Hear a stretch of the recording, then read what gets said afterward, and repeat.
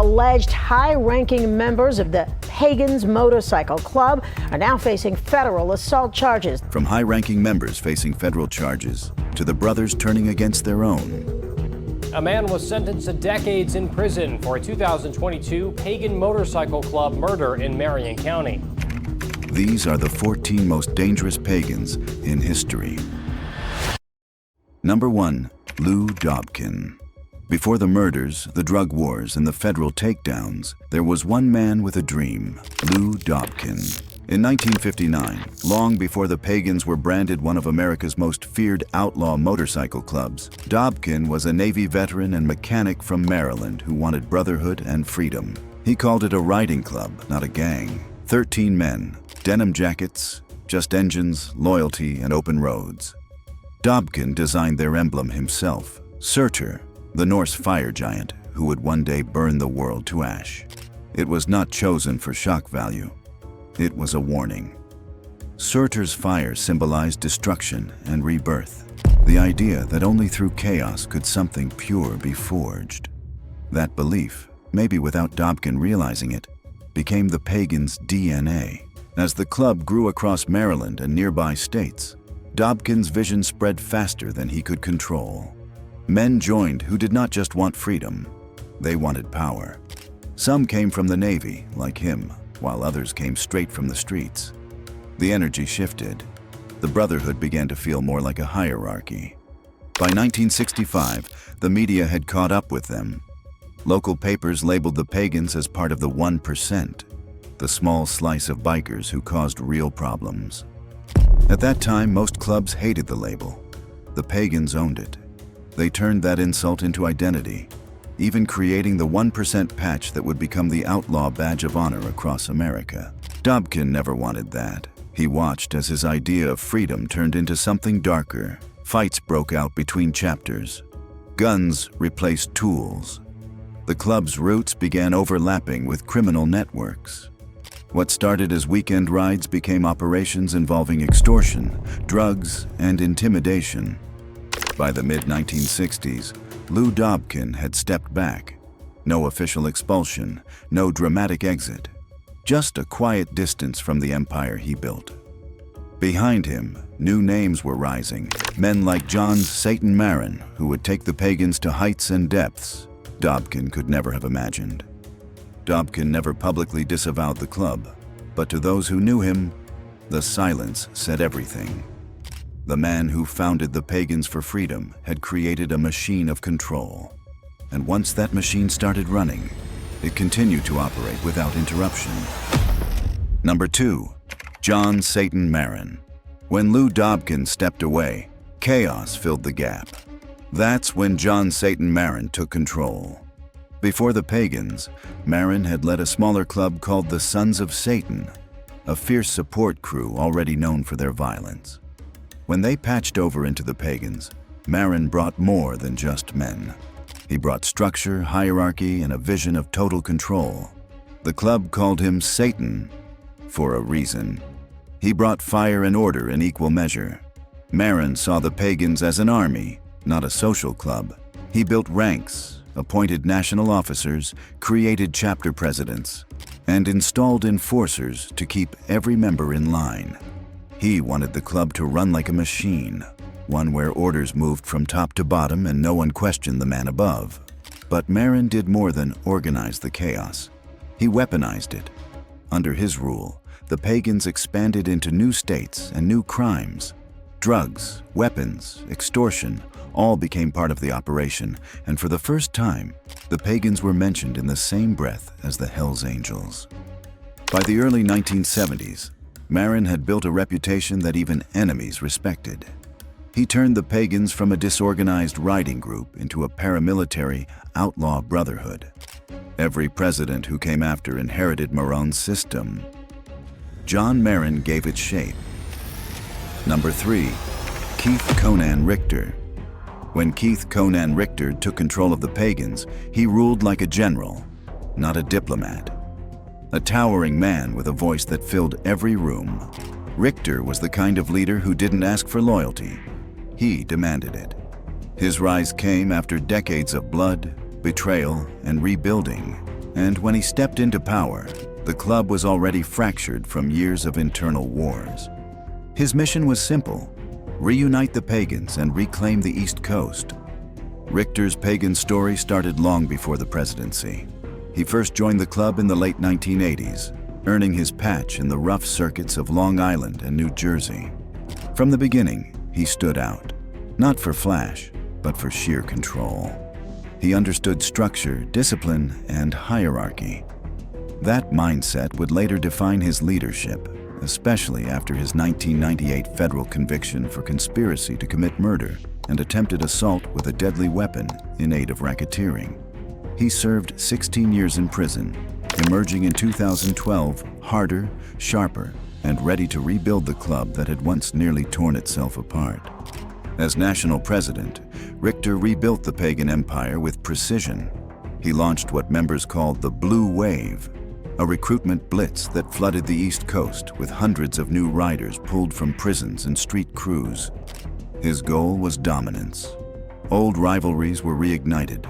The Pagans clashed with the Hells Angels, the Warlocks, and the Outlaws in a series of shootings, stabbings, and firebombs that turned highways and clubhouses into war zones. But Richter's power also brought heat. On February 20th, 2021, after attending a pagan gathering in Lancaster, Pennsylvania, federal agents tracked him as he crossed state lines in a white GMC SUV in East Windsor, New Jersey. Police stopped the vehicle and searched it. Hidden beneath the front cup holder, they found a loaded Ruger P345.45 caliber handgun, a weapon Richter, as a convicted felon, was forbidden to possess. In October 2021, Richter pleaded guilty to possession of a firearm by a convicted felon and was sentenced to 33 months in federal prison, plus 3 years of supervised release. His arrest marked the end of an era and a power shift inside the club. For the feds, it was a victory. For the Pagans, it was another chapter in a legend that refused to die. After nearly 4 years behind bars, Keith Conan Richter was released in August 2023. His return to the streets sent ripples through the pagan ranks. Some whispered he would reclaim his throne. Others said his time had passed. But in every chapter house from Delaware to Long Island, his name still carries weight. The Iron President, the man who built an army out of ashes and proved that even in a world of chaos, order could still wear a patch. Number 4. John Hall. Before he ever picked up a pen, John Hall was a Pagans outlaw. He joined the club in the 1960s, rode hard through the rise of the biker wars, and eventually claimed the presidency of the Long Island chapter. Back then, the Pagans were blood and steel, bar fights, late-night runs, and codes written in scars. Hall wasn't just a bystander, he lived it. Over time, law enforcement came to regard the club as the most violent criminal organization in America. But Hall's story resisted the cliches. Behind the patches and the violence, he saw something deeper, a brotherhood rooted in legend, faith, and fury. When prison finally caught him, it didn't quiet him. It gave him voice. In lockup, he began to write. Letters, ramblings, memories turned into pages. What emerged was Riding on the Edge, a motorcycle outlaw's tale, a memoir that tears away romanticism and reveals the raw interior of pagan life. Loyalty, betrayal, vengeance, belief. Hall's life after prison was as surprising as his time behind bars. He taught history, American studies, rhetoric, and mathematics at Penn State. He was a columnist, a gambler, a law clerk, and a single father raising 7 children. He understood the power of stories, how legends are built, broken, and rebuilt. To Hall, that mix of humor, fear, loyalty, and pain was everything the club was made of. He doesn't deny the crimes. He doesn't glorify them. He just understands them as parts of a man's life that can't be framed in black or white. By the time Riding on the Edge published, Hall became one of the rare bikers who could tell his own story. To many, he remains a bridge between two worlds, the outlaw and the writer. Number 5. Robert Big Bob Francis. When Keith Conan Richter stepped back from leadership, the Pagans didn't crumble. They crowned a new general. Robert Big Bob Francis, a towering 6'7" enforcer from Virginia, rose to take the throne. Known for his deep voice, calm authority, and violent past, Big Bob wasn't a newcomer or an opportunist. He was a pagan through and through, a man who had bled for the patch long before he ever dreamed of leading it. Francis first joined the Pagans in the early 1990s, coming up through the mid-Atlantic chapters, where reputation was earned in blood and loyalty. From those early years, he built his standing as muscle, someone who handled club business quietly but decisively. By the time the 2002 Hellraisers Ball Brawl erupted on Long Island, Big Bob was already known as a top enforcer. That night, when a pagan Hells Angels confrontation turned into a full-scale riot of bats, knives, and gunfire, 73 pagans were arrested. 1 man was killed, 3 were wounded, and police recovered a small armory of weapons. Big Bob's name was on the arrest list, and inside the club, that made him a legend. Through the chaos of the 2000s, Big Bob climbed the pagan hierarchy the old way, through discipline, fear, and absolute loyalty. He became a regional boss, overseeing chapters in Delaware, Maryland, and Virginia, known for keeping order without spectacle. Those who met him described him as controlled but intimidating, a good cop in Richter's shadow, steady where Conan was volatile. Together, they ruled through balance. Richter inspired fear. Big Bob inspired loyalty. When Richter's Blue Wave expansion flooded the club with hundreds of new recruits, many from prisons and street gangs, it split the ranks. Some older members whispered that the pagan identity was being sold. But when Richter was arrested in 2021, caught with a hidden Ruger 45 crossing state lines from Pennsylvania to New Jersey, the old guard turned to one man to restore order. Big Bob didn't seize power. Richter handpicked him to lead. From Atlantic City to Linden, Big Bob began pulling chapters back into alignment. He visited funerals, presided over meetings, and reconnected splintered factions. His leadership was quieter, deliberate, and brutal when necessary. Under his direction, the Pagans reasserted control over key territories in Delaware and New Jersey, even as federal task forces closed in. Law enforcement called Robert Francis the most influential pagan since Richter. To his men, he was more than that. He was the embodiment of what the Pagans believed in: discipline, silence, and vengeance. Behind bars or on the streets, Big Bob's name carries the same warning: loyalty demanded blood, and he never asked for less. Number 6. Christopher Lamar Baker. Before he became one of the most feared figures in the pagan hierarchy, Christopher Lamar Baker was a backroad rider from North Carolina with a knack for organization and a cold, steady temperament. He joined the Pagans in the early 2000s, long after the club had peaked in its East Coast wars, but at a time when the organization was rebuilding under a new generation of leaders. He started in the Raleigh chapter, quietly managing drug runs and money flow for senior members. What set him apart wasn't his violence, though he was capable of it. It was his precision. Baker ran operations like a businessman, balancing books and crews with equal efficiency. Over time, his reputation for results reached the upper tiers of pagan leadership, and by the 2010s, he'd earned a place among the 13, the club's national council. Inside that circle, Baker became known as the accountant, the man who kept profits high, chapters loyal, and problems buried. His empire stretched across Virginia, North Carolina, South Carolina, Georgia, and West Virginia, where pagan members served as both distributors and enforcers. Federal prosecutors confirmed that Baker was the central figure in a network that moved over 268 kilograms of methamphetamine, laundering millions through biker rallies, tattoo parlors, and roadside clubs. Violence wasn't an accident, it was structure. Witnesses told investigators that Baker personally ordered the torture of a pagan accused of theft, demanding his fingers be cut off as punishment. In another case, He sanctioned a murder after discovering a rival dealer had sold him counterfeit drugs. His authority was absolute, enforced through fear and money. When these authorities finally moved on his operation, it wasn't a local bust. It was a full-scale organized crime drug enforcement task force takedown.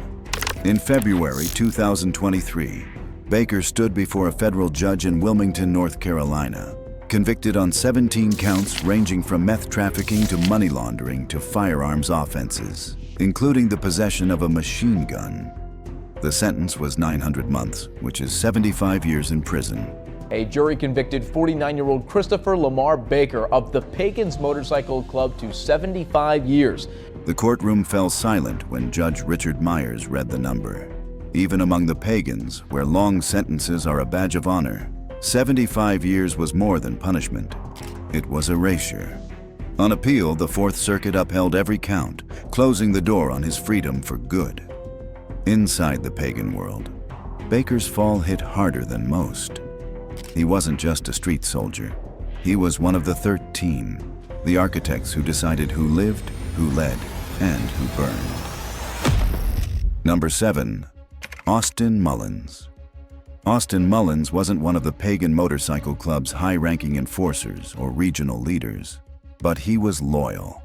That loyalty turned deadly in the fall of 2022 when a personal dispute inside the Marion County Pagan ranks spiraled into murder. According to court documents, on September 9, 2022, a pagan meeting was held in Carolina, West Virginia, where members discussed killing Henry Silver, a local man accused of being romantically involved with the girlfriend of fellow pagan John Wolfe. By the end of that night, Silver was dead, shot multiple times before the group fled the scene. Investigators later tied 6 pagan members to the plot, describing it as a club-sanctioned act meant to protect the patch. Among them was Austin Mullins, then 28 years old, who prosecutors said took part in the planning and execution of the hit. The case painted a brutal picture of the Pagans' internal code, one where personal betrayal could quickly become a matter of club business. At trial, witnesses detailed how Wolfe initiated the plan after discovering Silver's hidden relationship and reached out to his pagan brothers for help handling it. Text messages recovered by deputies showed another member, Ryan Lane, urging action with the message, "We need to handle that F." The case resulted in multiple convictions across separate trials. Wolfe was found guilty of first-degree murder in April 2024 and sentenced to life in prison that June. Derek Clem was convicted of first-degree murder and conspiracy, while Dane Hull was found guilty of conspiracy to commit murder and use of a firearm during a felony. In March 2025, Mullins stood before Judge Matthew Delegati in Fairmont for sentencing. The courtroom was tense as prosecutors called for consecutive sentences, arguing that Mullins' actions helped set the murder in motion. The judge disagreed, ordering the terms to run concurrently: 40 years for second-degree murder, 10 years for use of a firearm during a felony, and 5 years for a recidivist charge, a total of 40 years to serve. Now serving time in a West Virginia state prison, Austin Mullins remains one of several convicted pagans from the Carolina killing. The case became a stark reminder of how far the club's members would go to defend their code, and how easily brotherhood could turn into bloodshed. Number 8. David Keith, Bart, Barbado. Before he became the face of a nationwide federal takedown, David Keith Bart Barbado was the kind of pagan who embodied the old creed: quiet, dangerous, and loyal to the patch above all. Born and raised in Maryland, Barbado joined the Pagans Motorcycle Club in the late 1980s, a time when the gang was rebuilding from its earlier clashes with law enforcement and rival clubs. He came up through the Maryland and West Virginia chapters, earning a reputation as both an organizer and an enforcer. By the early 2000s, Barbado's name carried real weight inside the club. He had proven himself through years of leadership at the local and regional level, known for keeping operations tight and maintaining discipline among volatile chapters. That steadiness eventually brought him to the top, national president of the Pagans Motorcycle Club, where he partnered with Floyd Jesse Moore his vice president and longtime ally. Together, they tried to reclaim the Pagans' dominance along the East Coast. But power came at a cost.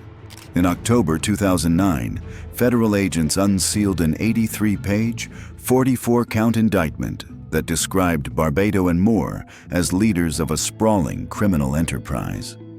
The document accused them of running a nationwide operation rooted in murder conspiracies, kidnapping, extortion, robbery, illegal gambling, drug distribution, and firearms trafficking. According to federal prosecutors, Barbato oversaw an organization that used intimidation and violence to control pagan territory and crush rival clubs.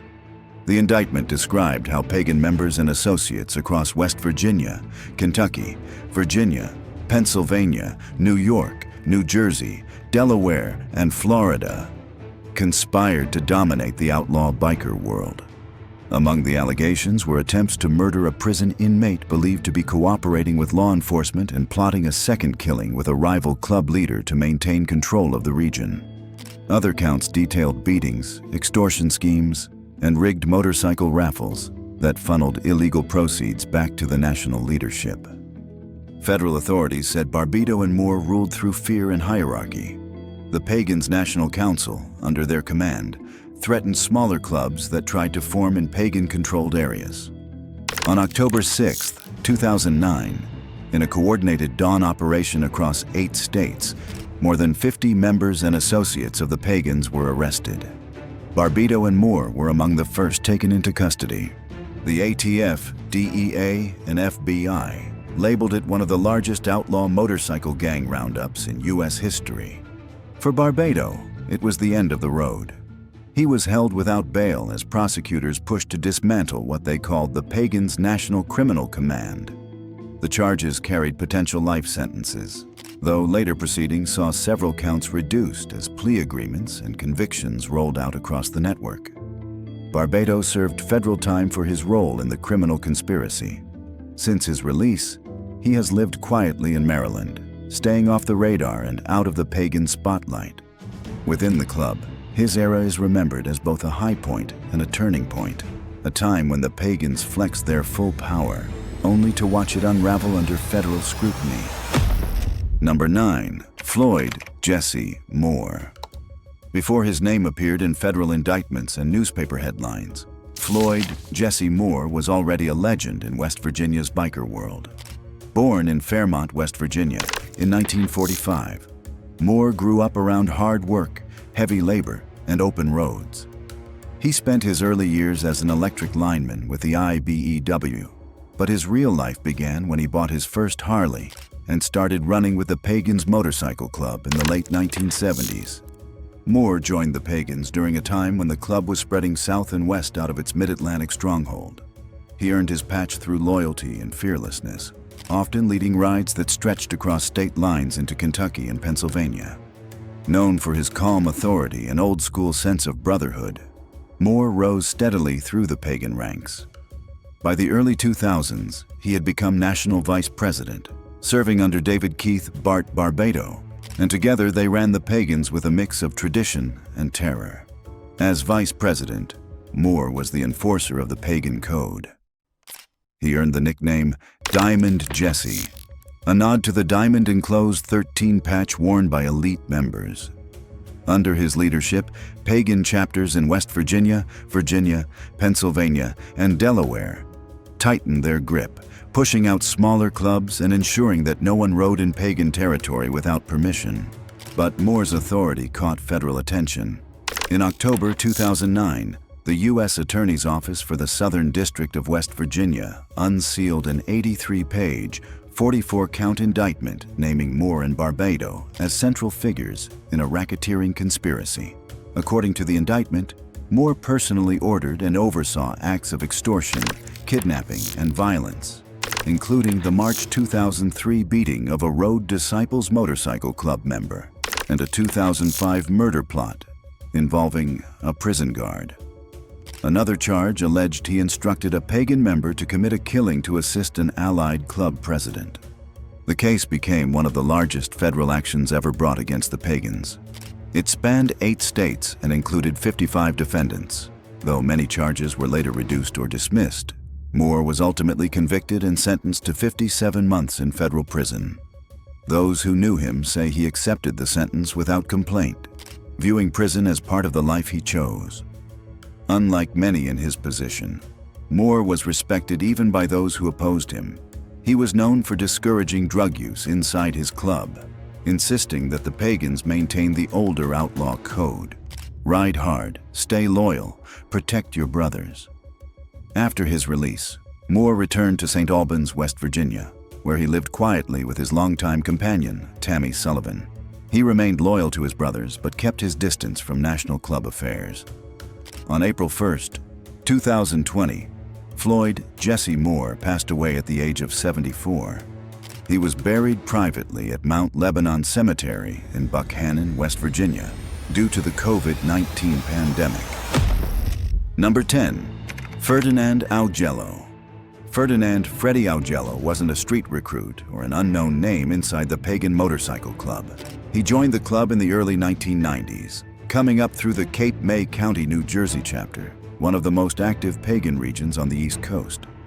Known for his charisma and deep club connections, Augello eventually became a chapter leader, a man who moved between outlaw loyalty and legitimate business with unsettling ease. To outsiders, he was a local musician and biker fixture. To law enforcement, he was a key figure in a drug distribution network that blended prescription pills with pagan influence. According to prosecutors, Augello worked alongside Dr. James Kaufman, a New Jersey endocrinologist who handed out painkiller prescriptions to pagan members and associates in exchange for cash. The setup was simple. Augello sent patients to Kaufman's office. They received opioids, and both men profited. The arrangement ran smoothly until April Kaufman, the doctor's wife, threatened to expose the operation during a bitter divorce. In the summer of 2011, Kaufman allegedly told Augello he would rather see April dead than lose half his empire. What followed was a year-long plot. Augello reached out to multiple pagan members and associates, trying to find someone willing to take the job. On May 10, 2012, the plan came to life. Francis Mulholland, a member of the same drug network, entered the Kaufman home in Linwood, New Jersey, through an unlocked door and shot April twice. He was paid $20,000 for the hit. Mulholland later died of a heroin overdose in 2013, and for years, the case went cold. The break came from Andrew Chef Glick, the former Cape May chapter president, who turned informant in exchange for leniency on unrelated drug and weapons charges. Glick's testimony pulled back the curtain on the murder-for-hire scheme, linking Augello directly to the hit and the pill ring that had fueled pagan profits for years. In 2018, a New Jersey jury found Ferdinand Augello, then 62, guilty of murder, conspiracy to commit murder, first-degree drug racketeering, and leading a narcotics network. His conviction closed one of the most sensational criminal cases in pagan history, a rare blend of organized crime, medicine, and betrayal. Dr. James Kaufman took his own life in jail before facing trial. Augello was sentenced to life in prison, where he remains today. Inside pagan circles, his fall became a cautionary tale. Augello's rise had been built on connections and cunning, but his downfall showed what happened when outlaw business crossed into murder for profit. In the words of one former brother, Freddie forgot the code. He stopped protecting the club and started protecting himself, and that's what killed them all. Number 11. Paul Pagano. Paul Pagano wasn't one of the Pagan Motorcycle Club's longtime war horses, but for a few years, he was part of the club's Atlantic County chapter, riding alongside men tied to one of the most infamous cases in New Jersey outlaw history. He joined the Pagans Motorcycle Club in the early 2000s, during a time when the South Jersey scene was thriving under loose networks of former enforcers and new blood who blended club loyalty with personal hustles. Pagano was known locally as a strong, quiet rider, a bodybuilder and motorcycle enthusiast who was attracted toward the pagan culture of brotherhood and rebellion. His membership in the Atlantic County chapter lasted only a few years, but it connected him to the tight circles that surrounded Dr. James Kaufman and Ferdinand Freddy Augello, the pagan-linked figure later convicted in the murder of Kaufman's wife, April.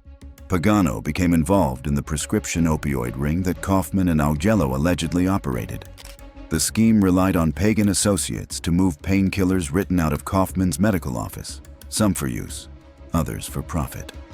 Pagano was charged with racketeering in January 2018, accused of obtaining oxycodone pills without examination and distributing them through pagan channels.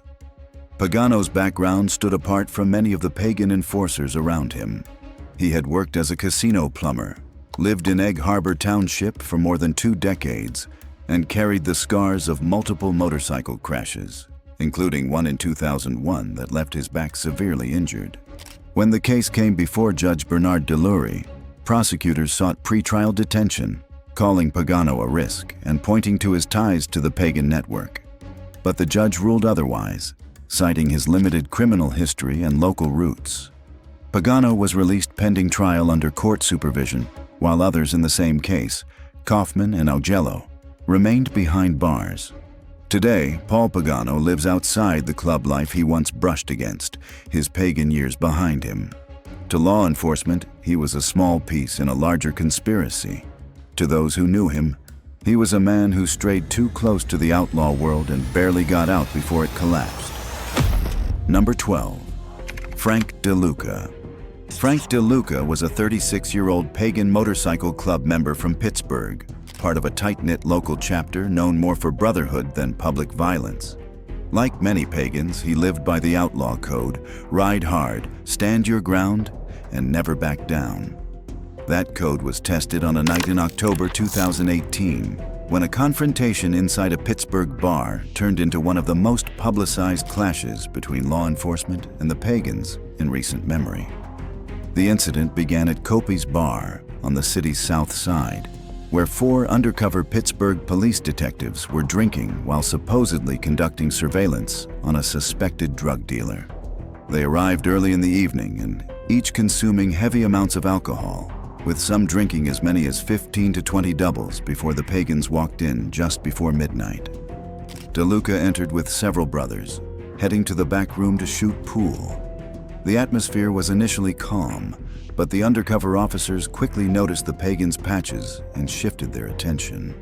Surveillance footage later showed one of the detectives leaning back, spotting the insignia, and visibly changing demeanor. The officers approached the bikers. Police claimed they simply wanted to assure the pagans they were not there to cause trouble. The pagans said the detectives, drunk and agitated, started slinging insults about who they were and why they existed. At one point, Detective David Honeck lifted his shirt and flashed what appeared to be a handgun tucked in his waistband. DeLuca walked up to him, offering a handshake. When the exchange grew heated, DeLuca pushed Honeck, and the bar exploded into chaos. Surveillance footage captured what happened next. The 3 other detectives jumped in, slamming DeLuca against the bar, while one officer punched him repeatedly in the face. He was struck 26 times in less than 2 minutes, suffering facial and cranial trauma, a dislocated elbow, and extensive bruising. Despite being pinned and bleeding, DeLuca was arrested on charges of aggravated assault, conspiracy, and riot. A month later, the Allegheny County District Attorney's Office dropped all charges against DeLuca and the other pagans after reviewing the surveillance footage. It also revealed that the detectives had been heavily intoxicated while on duty. DeLuca and his fellow pagans later filed a federal civil rights lawsuit against the city of Pittsburgh and the officers, accusing them of excessive force, false imprisonment, and malicious prosecution. The city tried to have the case dismissed, but a federal judge allowed it to proceed, citing clear evidence of misconduct. Attorneys for the pagans described the case as a wake-up call for how far some law enforcement operations had drifted into recklessness. It's unequivocal that these officers were on duty and drank obscene amounts of alcohol, said defense lawyer Marty Dietz. For DeLuca, the fight became symbolic, a raw collision between a club defined by loyalty and a system defined by power. The brawl left scars, but it also exposed a truth long whispered in biker circles: Sometimes the men sworn to uphold the law were just as dangerous as the ones riding against it. Number 13. Michael Allen Murphy. Michael Allen Murphy, known locally as a lifelong rider with a rough past, emerged as a key figure in the Pagan Motorcycle Club's Montana presence. Born and raised in the Flathead Valley, Murphy first connected with the Pagans in the mid-2000s, drawn to the brotherhood and the outlaw freedom the club represented. By 2023, law enforcement identified him as the president of the Flathead chapter of the Pagans, though Murphy himself later disputed the title. Murphy's leadership came to public attention following an assault at the Majestic Valley Arena on February 11, 2023. A brawl involving dozens of bikers from both the Pagans and the Warlords Motorcycle Club. The fight left 2 people injured and led to multiple felony charges. Authorities allege that several men displaying pagan colors were central to the violence.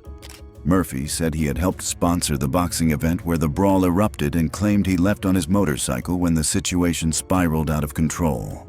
Weeks later, on February 28, 2023, the Flathead County Sheriff's Office, joined by Kalispell Police and state parole officers, arrived at Murphy's home with a parole violation warrant. According to officers, Murphy attempted to flee but was quickly taken into custody. Another man, identified as Kyle Martin Johnson, the alleged vice president of the same chapter, was arrested after a standoff lasting about 30 minutes. Local authorities described Murphy as the chapter president, a claim supported by photos of him wearing pagan patches and witness statements during ongoing investigations. Murphy, however, denied running an official chapter, insisting that there are only 2 guys in Kalispell who even associate with them, and that his involvement was about riding and brotherhood, not crime. In interviews from jail, Murphy acknowledged his pagan ties but rejected the outlaw image tied to the club's national reputation. "A lot of things you hear about the Pagans is from the old days," he said. "There are bad apples in every group." Despite his claims of reform, Murphy's criminal record told a different story. According to the Montana Department of Corrections, he had prior convictions for theft, burglary, bail jumping, forgery, criminal endangerment, and deceptive practices. His latest legal trouble involved allegations of writing bad checks totaling $31,148 from a business account, which he described as a misunderstanding over pending payments. As of 2024, Murphy remains in custody on a probation violation, though his felony bad check charge has been approved for release on his own recognizance. He maintains that authorities are targeting him because of the pagan connection and the high-profile arena fight. "I'm done with that part of my life," Murphy said from jail. "They're trying to make me look like a menace, but I'm just a guy who made mistakes and wants to move forward." For law enforcement, he's still the president of Montana's Pagan chapter. For Murphy, he's just another man trying to outrun the reputation that comes with the patch. Number 14. Derek "Tuna" McGuire. Derek "Tuna" McGuire's rise in the Pagan Motorcycle Club began the way many outlaw careers do, with violence, ambition, and a call from the top.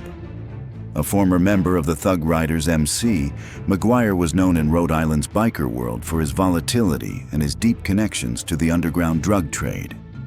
In 2017, as tensions between rival clubs boiled over in Woonsocket, McGuire caught the attention of Keith "Conan" Richter, then the Pagan national president, who was seeking to expand the club's East Coast footprint. Richter saw in McGuire what the Pagans valued most: aggression and loyalty. Federal investigators later revealed that McGuire had committed violent acts against members of the Hells Angels. By early 2018, Richter personally recruited him to form the first Rhode Island chapter of the Pagans MC. In March of that year, after a mandatory patching-in meeting in New Jersey, McGuire and several of his old Thug Rider brothers officially became Pagans. Within weeks, McGuire was installed as Rhode Island chapter president, with the new clubhouse established at 91 Mason Street in Woonsocket, the former Thug Riders base. Behind the scenes, McGuire's operations went far beyond club politics. Investigators described him as the center of a multi-state drug and weapons ring, trafficking cocaine, marijuana, and firearms across Rhode Island and Massachusetts. His stash house at One Lake Drive, Woonsocket, was reportedly packed with pounds of drugs and stolen goods. Undercover recordings captured McGuire setting up deals, coordinating shipments, and even joking about using fake names like Donald Trump and Bruce Wayne on burner phones to avoid detection. In May 2018, a massive state police operation known as Operation Patched Out took down McGuire's entire network. Law enforcement conducted 29 coordinated raids, seizing drugs, weapons, and even a rocket launcher.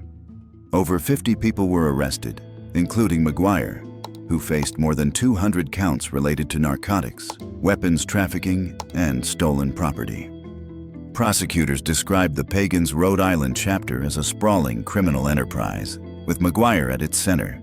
Despite a setback when key wiretap evidence was later thrown out by the courts, the case continued. In 2023, McGuire pleaded no contest to 9 felony charges, including drug trafficking, firearm sales to prohibited persons, and conspiracy to distribute stolen goods in exchange for dismissal of the remaining counts. He was sentenced to 20 years, with 10 years to serve and the rest suspended, along with $80,229 in restitution and forfeiture of 6 vehicles linked to his crimes. McGuire's downfall closed another violent chapter in the Pagans' East Coast expansion. What began as Richter's Rhode Island experiment ended in handcuffs, seized drugs, and headlines. Today, Derek "Tuna" McGuire remains incarcerated, serving his 10-year sentence at the adult correctional institutions in Cranston, Rhode Island. For law enforcement, his case stands as proof that the Pagan patch still meant power, profit, and prison. For the club, McGuire's rise and fall were just another reminder that in the world of outlaw brotherhood, every empire burns from the inside. In the end, the Pagan Motorcycle Club's story isn't just about outlaws. It's about power, loyalty, and the price of both. From presidents to foot soldiers, every name in their ranks proves the same truth. Once you wear the patch, there's no clean way out.